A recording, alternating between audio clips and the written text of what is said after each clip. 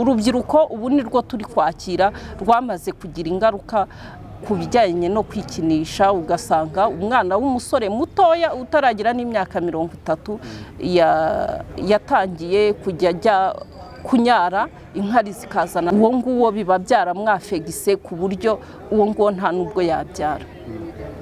Uko umudamu ateye ubundi, uko umugore ateye, umugore wese yakagombye kuba agira amavangingo cyangwa se kuba anyara.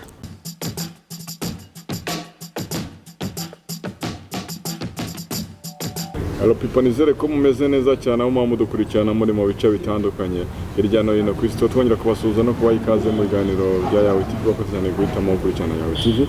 Dubutse kandi turi kumwe na Body Max Fitness, kuko niba wifuza gukora imyitozo, kora imyitozo ngororamubiri, kugabanya ibiro cyangwa kubyongera bitewe na size wifuza kuba physical fit, ugana Body Max Fitness dore mu Giporoso Sunwerekeza Kanombe mu YouTube, ugata ibumoso bwawe ubugeze kuri Body Max Fitness, cyangwa se ukaduhamagara kuri 0788 dufite gym nziza cyane, dufite sauna n'andi massage, dufite swimming pool. Mutugane tubaha izo service mbababwiye haruguru. Nkuko mubibona kuri kamera za Yawe TV, tumwe n'umubyeyi tugiye kuba twiganira twosobanukirwa cyane kimugenza hano kuri Yawe TV. Tuzatangira tukwakira, tubaha ikaze kuri Yawe TV. Murakoze cyane. Amahoro. Turi amahoro, turashima Imana. Ko mwitonze cyane. Ni ibisanzwe umuntu w'umubyeyi w'umunyarwandakazi akenshi agomba kuba ari umuntu utuje. Ari umuntu utuje. Umubyeyi nari nangije umubyeyi wa mugani navuze ni subura navuze umubyeyi kandi ari umwari. Ndeza bimeze bite? Oya ndi umubyeyi. Iyo umuntu abaye umwari, umuntu abaye umubyeyi ntago abakiri umwari. Ntago abakiri umwari. Iyo umuntu abaye umubyeyi ntago abakiri nyampinga. Ntago abakiri nyampinga. Nta muntu wajya muri Miss Rwanda yarabyaye. Oya bari umubyeyi ukwiriye kurerera igihugu. Wa muntu wabyaye nk'umwana ariko bakaba batabana, akaba yaratandukanye n'umugabo, cyangwa se umugabo atandukanye n'umugore. Tuvuge muri rusange, umugabo atandukanye n'umugore n'umwana bakaba batabana n'abakitwa umubyeyi. Aba ari umubyeyi kuko burya iyo wabyaye, kabone niyo waba wabyaye ukaba utakigira uwo mwana, ariko uba witwa umubyeyi kuko wakoze icyo gikorwa cyitwa kubyara. Watangira wibwira abadukurikiranye rero, twari dutangiye ikiganiro kutaribwira abantu. Amazina yanjye na Alphonsine, abenshi bazi ku izina rya Fofo. Nkaba ndi umujyanama mu by'ubuzima, mu bijyanye n'imyororokere, mu mabanga y'urugo, ikindi no mu mirire. Aho hose ibyo biganiro njya mbikora by'ubujyanama ndetse n'ubuvuzi muri rusange. Alphonsine aza kuba Fofate. Okay. Naki Kigali karagaciyeho. Fofo kavuze iki? Fofo ni akantu karanga gusa kavugitse neza ukuntu byoroshye muri iki gihe cyacu, muri iki kinyejana cyacu. Experience yawe nka bimwe mu bintu bishobora kugira ngo abantu babanye batandukane, yaba kugira ngo umugabo asiga umugore cyangwa se kugira ngo umugore asiga umugabo, ku bantu bagiye imbere y'amategeko bagasezerana ko bazatandukana n'urupfu, bikarangira batandukanye atari urupfu batandukanyije. Nizo mpamvu ziba ari izihe? Ni n'ikibazo giteye inkeke cyane. Ubu cyafashe n'intera ndende, aho usanga ingo nyinshi ziri gusenyuka hagati y'abashakanye, bikaba biterwa n'impamvu nyinshi zitandukanye. Turi buganireho, turi busesengure, turi butangemo n'inama. Zimwe muri izo mpamvu hariho gucana inyuma kw'abashakanye, bituruka mu kibazo cyo kuba abashakanye badatera akabariro ku rwego, ku rugero ruhagije. Ugasanga rimwe na rimwe umugabo arangiza vuba, acika intege muri icyo gikorwa, ugasanga umugenzi we, umugore bari kumwe, we ntabasha kugera ku byishimo bye. Icyo gihe rero hatangira kuba amakimbirane mu rugo, intambara, kutubahana, cyane ko umugabo umeze gutyo agira ipfunwe rirerire imbere y'umugore, nta jambo aba agifite, nta cyubahiro aba agifite, kuko hariya nibyo tuvuga ngo akanyabugabo. Akanyabugabo buriya tukavuze, ntago tuba tuvuze ngo umuntu mu gihagararo muki, ahubwo mu kuba abasha gutera akabariro cyangwa gukora imibonano mpuzabitsina ku rugero ruhagije. ibyo bintu ko musigaye mubivura mwarabaye benshi no kubera iki? Nuko ari ikibazo giteye inkeke cyane muri sosiyete yacu nyarwanda, usanga ndetse n'abatugana ni benshi bafite icyo kibazo. Ni nayo mpamvu dufata iya mbere mu gutanga ibiganiro kugira ngo na wa wundi ufite icyo kibazo utaruzi uburyo cyakemuka cyangwa yakivuza nawe afata iya mbere aho kugira ngo asenye yivuze. Abenshi bavuga bati wenda umuntu ashobora kuba experience yarayikuye mu byo yanyuzemo kugira ngo abe avura ibintu, aravuga ngo ari ukuvuga ngo ibintu warabyize ubivura warabyize. We n'ubuhe buryo hari ukuntu byakubayeho ukaba ubona wenda uzi consequences zabyo cyangwa se warabyize? Oya, ntago byambayeho. Nge ninjiye muri ibi bintu by'ubuvuzi, ariko uko umuntu abyinjiyemo niko agenda agira experience kubera abamugana. Hanyuma nza gusanga umubare mwinshi w'ingo zisenyuka ari iki kibazo kibamo.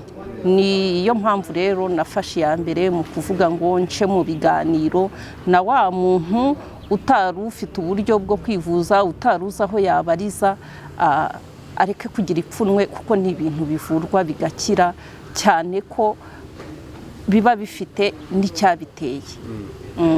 Wa muntu rero ushobora gusanga wenda tubyite kuvuga ngo uvuga ibyo adakora, ibyo wenda ubuza abantu ibintu kandi wowe urabikora. Ushobora gusanga wenda bamwe mu babivura wenda ugasanga namwe ubwanyu muri famiye zanyu ntizimeze neza, ariko umuntu muraza kubyigisha abantu biterwa n'iki? Ijya kurishihera ku rugo burya nta kuntu wajya kwigisha abantu ibyo ngibyo cyangwa kuvuga ku kibazo cyo kurangiza vuba cyangwa no ku kibazo cy'abadamu badafite amavangingo utihereyeho. Twiheraho ubwacu tukabanza tukareba ni iki kitagenda neza mu muryango, ni ikihe kibazo gihari, icyo ngicyo tukagikemura, noneho ukaba wajya kubwira abandi n'ibyo ufitiye ubuhamya. Wenda ubwo umuntu yakwibaza ngo ubwo wowe ibyo ngibyo uvuze birakemutse? Nge kugeza ubu icyo kibazo twe ntacyo dufite. Akenshi hari igihe dukorana ibiganiro nka gutya, umuntu wenda yaguhaye ikiganiro nka gutya ugasanga wenda yadushizeho nimero zawe, haje kuboneka nk'umuntu wo hanze, ubwo babandi twita wa diaspora, karangira arakwaporoshinze, arakwandikiye, conversation irabaye, mwumvikanye ibintu runaka, karangira wenda yohereje amafaranga arayariwe, biterwa n'iki? Simvuze ngo ni mwese ariko bamwe muri mwe. Nta byera ngo de. Niko umunyarwanda yabivuze. Buriya mu kazi akari ko kose uzasangamo abakica bigatukisha abandi, abumwe agatukisha abandi. Ubwo wenda hari ababikora, ariko kugeza ubu nabyumviseho. Hari umuntu wigeze kumpamagara ambwira ko yoherereje umuntu amafaranga, bapanze ko amwoherereza imiti, birangira atayimwoherereje. Hanyuma mubaza uwo ari we, ampa nimero ze, gusa uwo muntu we ntiyambwisha ukuri, yambwiye ko ibyo bitabayeho. Hanyuma ubwo ntago nzuri mu kuri, yimba ari uwohererejwe amafaranga cyangwa se uwayohereje. Ntago zuri mu kuri, ariko mubigira ibyo bintu urumva yimba byaragaragaye, ibyo ari byo byose birahari. Bamwe bakavuga bati wenda impamvu ahanini usanga bagenda barya abantu amafaranga nuko usanga hano ahantu hazwi mu barizwa, ku buryo umuntu avuga ngo bano baganga bavura ibi ngibi nabasanga ahangaha. Ngewe cyangwa se nuko wenda mwabaye benshi, uyu munsi ubyuka ugasanga mu gitondo umuntu avuga ngo ngewe mvura ibi ngibi, kandi ugasanga wenda nta kampani zizwi mu barizwamo, wenda kuvuga ngo ni umwagenti runaka, ushobora ko wenda ariyo mpamvu yakurya amafaranga n'ubwo wagira naho ubariza. Ngewe ahanini icyo nkora ntago n'ubundi gusuzumira umuntu kuri telefone nk'uri hano mu gihugu.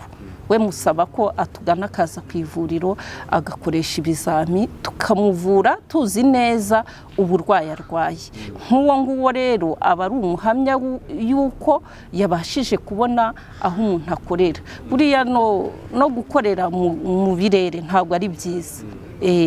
Babona bo hanze bivuze ko nta bushobozi bwo kubafasha mu mufite. Nabo turabafasha. Gute? Nk'iyo afite umuntu hano iyo atamufite nabwo turamufasha, ntabwo ari ngombwa ko amugira, kuko buriya guhemuka hahemuka n'ubundi ubisanganywe. Iyo udasanganywe guhemuka muri kamere yawe ntabwo ubikora.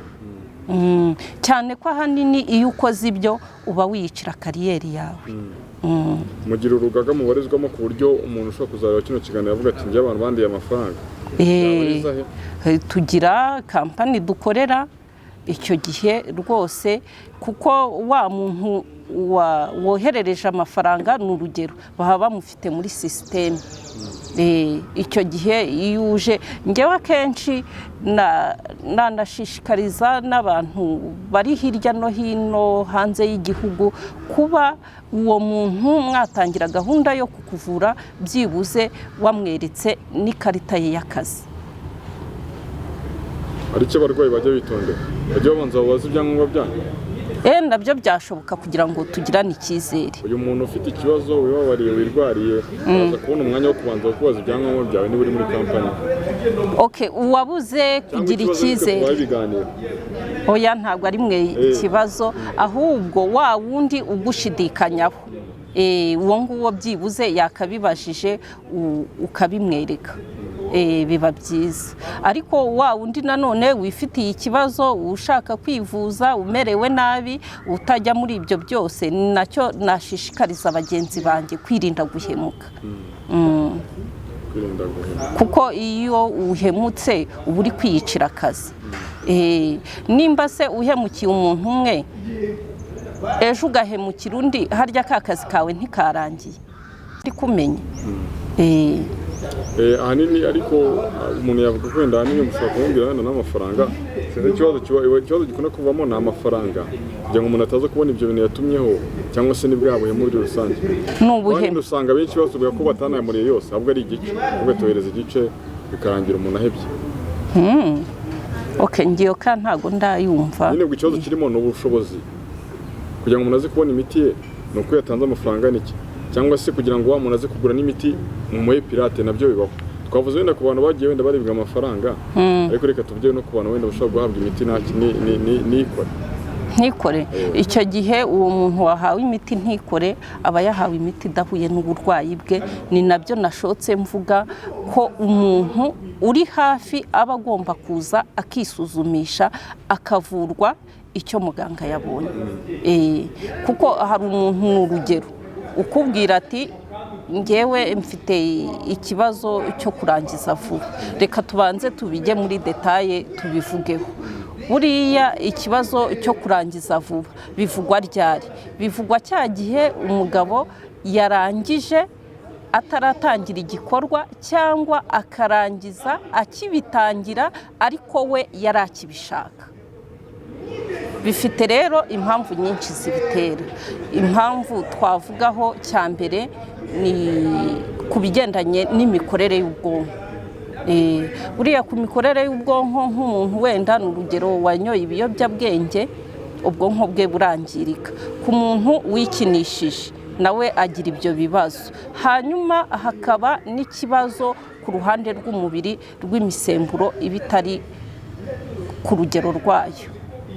Icyo gihe bishobora guteza umugabo cyangwa se umusore kuba yagira intege nke mu gutera akabariro, kurangiza vuba cyangwa gucikiriza. Hari n'ubigera hagati bikanga. Icyo gihe biba bitewe n'ikibazo afite mu mubiri, kandi ibyo rwose nibyo nashishikariza abadukurikiye. Ntabwo ari ikibazo giteye inkeke, kuko ni ikibazo kivurwa kigakira. Hanyuma rero uwo mugabo umeze gutyo cyangwa uwo musore umuvuye muri konsiritasiyo orari, mwavuganye, yakubwiye uko ameze, ariko ntago wasuzumye ngo urebe ko yimba hari ibindi bice by'umubiri byangiritse. N'urugero ashobora kuza ugasanga afite iyo misemburo idakwiye, itari ku rugero rwayo. Icyo gihe hari imiti ahabwa. Hari uza ugasanga ku kibazo cy'ubwonko hari ikibazo, nawe hari imiti ahabwa. Noneho iyo utangiye gutyo ukavuga uti twe dufite umuti wongera ubushake bwo gutera akabariro, akaba ari wumuhereza wonyine, ntabwo ibyo bibazo bikemuka mu by'ukuri. nkurikije ubwo busobanuro maye rero abantu bari hanze bashobora kuba bavurwa nabi. Akenshi abari hanze, njyewe iyo nganiriye n'umuntu uri hanze mubaza ibibazo byinshi, nkamubwira ni urugero y'imba uri gutera akabariro bikugendekera gute, umara iminota ingahe, ibyo byose akabimbwira. Hanyuma nkamubaza ku kigendanye n'umunaniro, nta munaniro ugira, hakabaho umbwira ati ngira umunaniro hahandi mbitangira nagera hagati bikananira. Icyo gihe uwo muntu ntabwo aba ari ikibazo cy'imisemburo gusa, aba afite n'ubwonko bwaramaze kugira ikibazo. Noneho ikindi tureba prostate y'imba itarangiritse, ni urugero buriya nko ku gitsina gabo kugira ngo atere akabariro, nuko umubiri we uba ukora neza kugira ngo ya maraso atembere abashe no kugera mu myanya myibarukiro y'umugabo.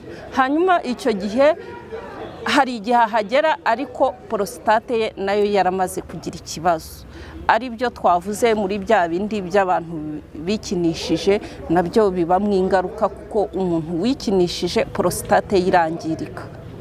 Hanyuma ikindi twavugaho cyane cyane kuba kumva icyo kinyarwanda cya prostate ni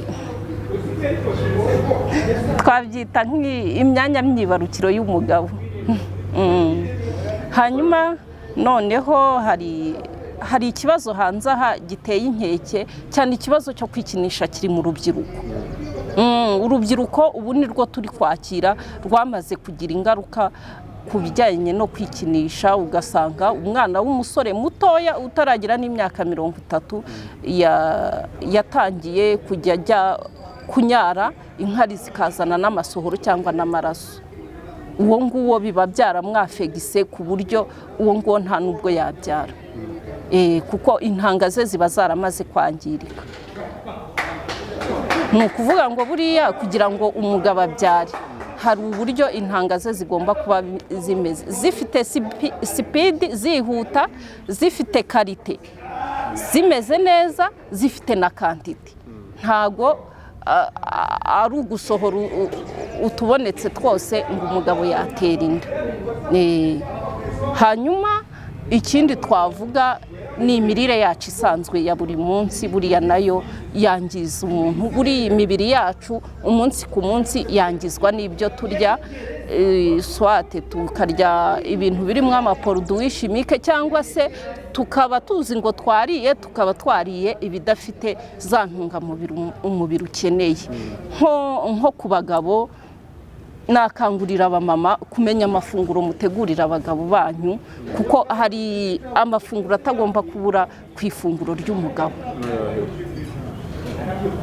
Uzakenera kuyamenya, niko kazi dushinzwe, azadushaka turi butange nimero zacu, niko kazi dushinzwe kugira ngo abishyure. Icyo gihe agirwa inama z'imirire, akagirwa inama z'ibijyanye n'ubuzima bw'imyororokere. Hari n'ugira icyo kibazo cyo kurangiza vuba, akaba yaganirizwa ibyo bintu bikazakira, atari uko agombye gukoresha imiti. Hari ukuntu umuntu aba asobanura ibintu nka gutya, wenda umuntu akaba yareba nk'ikiganiro akavuga ati ariko se uriya mumama, uriya mubyeyi mbona ushobora kuba ufite abana uvuga ibintu bimeze gutyo, kuba umuntu yavuga ibyo bintu n'umuco bihurira he? Oya, nta muco twatatiriye, kuko ibyo turi kuvuga aha ahubwo ni umuco wacu.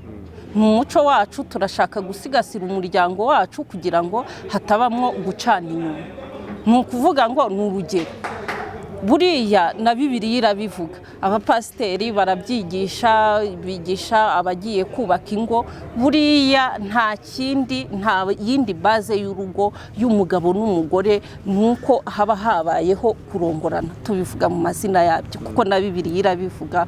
Kurongorana ntabwo ari ijambo ribi, mujya mwumva ngo ivuga ko kurongorana k'umugabo n'umugore kutagomba kugira inkomyi. None yimba hatangiye kuba za nkomyi, birimo, nzahagushakira, nzahakoherereza. Yimba byatangiye kugira za nkomyi, wa muryango uracyameze neza? Kuko niryo pfundo ry'urugo, uburiri niryo pfundo ry'urugo. none se umugore y'imba yaravuye iwabo yaryaga yanywaga yaje ku mugabo kugira gute? Kurongorwa agomba kurongorwa neza. Igihe rero bize kuba akazi. Oya ntabwo ari akazi ariko ni nacyo cyamuzanye. Ntabwo yazanywe no kumushingira iduka hariya ngo acuruze gusa, ntabwo yazanywe no kujya mu murima ngo ahinge gusa, kuko ibyo byose iwabo yarabihabonaga. N'iwabo yarahingaga, yaracuruzaga, yararyaga, yarambaraga, yaje ku mugabo ari icyo akeneye. N'umugabo yagiye kumushaka ari icyo akeneye, kuko nawe yari afite umuryango abayemo, ibyo byose yabibonaga. Uvuze ku kintu cyo gushaka n'abana kuri ubu ngubu hari igihe usanga nk'umusore w'umujene mutoya yishakiye umwana ukuze, cyangwa usanga umupapa mukuru yishakiye umwana ukuze. Bakiri twagiye tuganira bambwira ati se abantu ko aribo bifitiye ubushobozi. Nacyo kibazo kiri hanze. Dore ikibazo kiri hanze, abantu ntibagikunda gukora. Umusore w'umujene aravuga ati ngewe nkeneye umukecuru wakoze ikofi, akagenda nibyo bya bindi ngo ni sugar mami, hanyuma akagenda akajya kurya iyo kofi y'umukecuru, ariko mu by'ukuri nta cyubahiro aba hafite.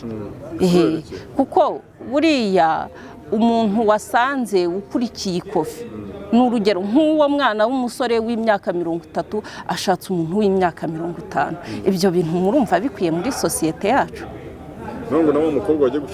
Noneho n'abana b'abakobwa bari hanze aha ntago bashaka gukora, arashaka kwirirwa yiruka inyuma y'abasaza ngo nibo bafite amafaranga, yirira amafaranga, kandi ayo mafaranga ari kurya ntacyo azamugezaho. Ikintu cya mbere ngewe mbona twagakwiye gukosora muri sosiyete yacu, nubwo hariho ubushomeri, akazi kabuze, ariko ibyo ari byo byose no muri duke tukabasha gukora. Nibaza ko hari ibikorwa byinshi bidasaba igishoro cyinshi umuntu yagakoze. N'urugero nk'ubu ngubu leta yagiye yubaka udusoko duciriritse. Icyo gihe nka kiriya kibanza cyo muri ririya soko aba ari amafaranga make, ntabwo ari nk'uko wavuga ngo ngiye gukorera mu isoko rya Nyarugenge. Ariko iyo utangiriye muri iryo soko ritoya ku bushobozi bw'igishoro ufite, ugashakisha. Ibyo ngibyo ukomojeho rero byibura ry'akazi, kuri experience yawe ubona watari byo bitera se urwo rubyiruko kwikinisha, kuko nta kintu barimo gukora, bahugiye kuri izo social media n'ibindi. Bahugiye kuri ayo social media, akabyirirwaho bikarangira bimwafegise, akabijyamo bikaba ingeso. Iriya ni ingeso mbi cyane, iriya ni nko kunywa ibiyobyabwenge, kuko wowe udafashe iya mbere ngo ubyikureho nta n'undi wabigukuraho. Ariko abenshi batangira kubivaho ari uko bamaze kubona ingaruka zabyo, kandi wajya kureba ugasanga urwo rubyiruko ntirufite n'ubushobozi bwo kwivuza ibyo bibazo rwagize. Abenshi ni nacyo kibazo bafite, araza yaramaze kwangirika gutyo ukamureba agahinda kakakwica, kuko nta bushobozi aba afite bwo kuba yagura iyo miti. Kandi nta bushobozi afite ntacyo mwamupimira, ko bajyaga bavuga ngo imbabazi ziba kwa muganga, ntazo mufite. Twebwe tuvura umuntu yishyuye, kuko nta na siranse dukorana nayo. Umuntu ariyishyurira kashi. Ntabwo umuntu yabuze mwamureka agapfa? Oya, yabuze dushobora kumurangira amavuriro asanzwe, za centre de santé, akagenda bakagira icyo bamufasha. Ntago tumubwira ngo genda ujye mu buriri wihebe. Bivuze ko iyo serivisi mutanga n'umuntu yazisanga muri centre de santé? No muri centre de santé zibayo. No muri centre de santé zibayo, uragenda bakagufasha, haba mu kukuvura cyangwa no mu kukuganiriza, byose birashoboka. Hanyuma zimwe mu mbogamizi muhura nazo muri iyi mirimo yanyu? Mu mbogamizi duhura nazo, nk'urugero ndahawe kuri social media ndi kuvuga ibyo nkora, hari umugabo ushobora kumbona gutya akavuga ati mbonye akanimero, akaba arampamagaye ati madamu nkeneye imiti iyi n'iyi, cyangwa se agatangira mu buryo bwo kumukonsirita ukamukonsirita kuri telefone bikagera igihe ati mbwira imiti nshobora gufata inkiza ukayimubwira yarangiza akakubwira ati noneho ngaho fata iyo miti uyinzanire duhurira aha n'aha nkishyure imiti ukayifata imiti ukaba urayifashe nk'umuntu ushyiriye umukiriya koko kandi kenshi niko dukora ariko izo mbogamizi zibamwo ukagenda wa mugabo ntago yarari muri gahunda yo kugura imiti ahubwo yarari kuri tageti yo kugira ngo akubone akurebe gusa abenshi baba bakeneye gusambanya abamama reka mbivugiraho n'uwaba yabiteganyaga abireke kuko ntago ari byiza yigeze bikubaho ugashyira nk'umuntu imiti ukumva ntago ari imiti yaragamije gufata bibaho bibaho icyo gihe ubyitwaramo gute bigeze ugasanga uko bimeze icyo gihe nyine kubera ko twebwe icyo kariyeri yacu cyangwa ubuvuzi bwacu nubwo gusana umuryango nyarwanda ntago ari kariyeri yo kuwusenya benshi njya mbibabwira nkababwira ntimuzambona aha kuri social media mugire ngo hari ibindi ngamije gufasha umuryango nyarwanda ntago ngamije kuwusenya icyo gihe nk'uwo mugabo ni urugero araguhamagaye uragiye umwemereye ibyo ashaka asanze wenda hari uburyo utandukanye n'umugore we ese uwo muryango ntago uba uwusenya nta n'umusore uri kuvuga ni abagabo bubatse gusa bavuga ngo wenda mugiriye impuhwe ko yaba aciye umubo babana inyuma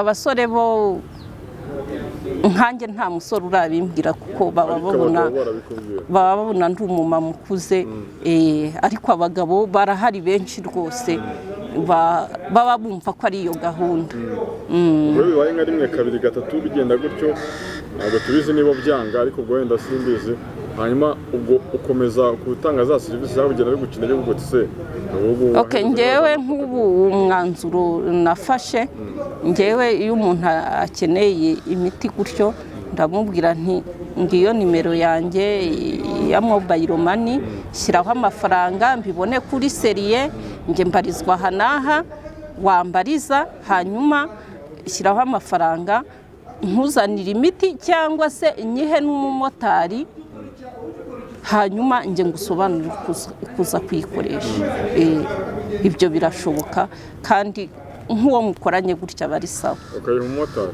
ukayiha umumotari abo mu ntara tuyiboherereza ku majanse ikamugeraho hanyuma yamara kubona ya miti ukamusobanurira uko ayikoresha wenda turimo tugana ku musozo kugira ngo tukureke wa mugana no mu kazi ubwo n'utubazo nka tubiri ngo tuba dusigaye ariko ngo izo mbogamizi zavaho gute uyu muntu uri buze kubonaho nimero hano ku kiganiro akaguhamagara atagamije ibitabo ubwo ibindi abantu batekerezaho cyo bajya babigenza gute hanyuma wa muntu nawe uri buze gutanga ikiganiro ko agashyiraho nimero ze bakajya bamwohereza amafaranga nawe yakoresha icyo yagakoze ibyo tuno tubiri icyo kintu rero tutarajya ku musozo kuko hari icyo ntaravugaho hari teme ntaravugaho yimba twubaka umuryango nyarwanda iyo dukomye urusyo dukomye n'ingasire urumva twibanze ku bapapa ariko n'abamama hanze aha b'ingeri zitandukanye bafite ibibazo byo kubura amavangingo ugasanga urugo rwatangiye kuba mwiryane cyane ko wenda hari igihe aba ahuye n'umugabo wagize ahandi ajya akabibona icyo gihe rero uwo mugabo ntabwo abasha kubyihanganira niho naho nagira inama abadamu cyangwa se abamama kubakangurira nabo kutugana bakivuza kuko uko umudamu ateye ubundi uko umugore ateye umugore wese yakagombye kuba agira amavangingo cyangwa se kuba anyara aho wenda bishobora gutandukanira ni ku ngano z'amavangingo bagira cyangwa se n'abatayagira bikaba hari ikibazo runaka kibitera icyo rero nicyo twicaha tuvuga kugira ngo abo bantu bafite ibyo bibazo batugane tubarebera ibyo ari byo hari umugore ni urugero uba ufite imisemburo ariko imisemburo ye ya kigore iri hasi uwo mugore ntabwo ashobora kugira ayo mavangingo iyo misemburo ye itagiye ku kigero cyayo. Hari ababa barwaye ama-infection nkabizi za telekomonanse, amafumbi, icyo gihe uwo nawe ntago agira ayo mavangingo. Hari abagira ikibazo cy'ibibyimba byo muri nyababyeyi, abo nabo turabakangurira kutugana tukabavura, kuko ibyo ni ibintu bivurwa bigakira utagombye kubagwa. Ubwo rero bose nkaba mbakangurira kuba bafata iya mbere bakatugana, aho kugira ngo ube wasenya, kuko burya iyo umuryango wasenyutse abana nibo bahahombera, nibo bagira ibibazo, ugasanga umwana ntarerewe mu muryango wuzuye. Uriya mwana rero akurana n'ihungabana iyo atarerewe mu muryango wuzuye. Babasanga he, babona kuziye contact? Hanyuma udukeneye ngewe mboneka kuri nimero ya telefone 0782 23 hanyuma aho yambariza uje hariya mu mujyi dukorera muri iyi nyubako aho parikingi ya Simbiri, inyubako iri hepfo yayo niho dukorera. Umpamagaye ndakuyobora ukaza tukagusuzuma ukivuza ari uko wabonye uburwayi wivuza ubwo aribwo, ukabugurira imiti ukagenda ya miti ukayinywa, ugahabwa n'inama zijyanye n'imirire y'uko ugomba kwitwara, cyane ko tuzi ko ibi turya ari byo byangiza imibiri yacu. Nk'uko umuntu yoga inyuma akoga isabune n'amazi akisiga amavuta, ni nako no mu mubiri imbere mu mibiri yacu twakagombye kugira ibihoza, za antioxida zihoza bya bindi wakonsomye byo mu nganda birimo produits chimiques, ukagira ibyoza bikavanamwo bya bindi umubiri udakeneye biwangiza, hagasigara ibyo umubiri ukeneye. Nkaba mbakangurira rero kutugana mukatugeraho tukabafasha. Hari ikindi kiri ku mutima wabwira abantu dusoza? Ikindi kiri ku mutima wanjye nko kuri icyo kibazo kijyanye n'imiryamire cyangwa se amabanga y'abashakanye, ufite icyo kibazo ye kugira ipfunwe, ye kumva yaciriweho iteka. Ni ibibazo bigirwa na benshi. Nk'ubushakashatsi bugaragaza ko abagabo 1/3 cy'abagabo ku isi bafite ibyo bibazo. Rero yimba ufite icyo kibazo ntugire ipfunwe rwose, utugane, we kugira isoni, cyangwa se ubiganireho n'uwo mwashakanye, mufate iya mbere muze mwivuze tubahe inama. Murakoze. Wakoze cyane kutuganiriza, mwakoze cyane gukurikirana Yawe TV. Reka dusubire mu biganiro byacu bitanu.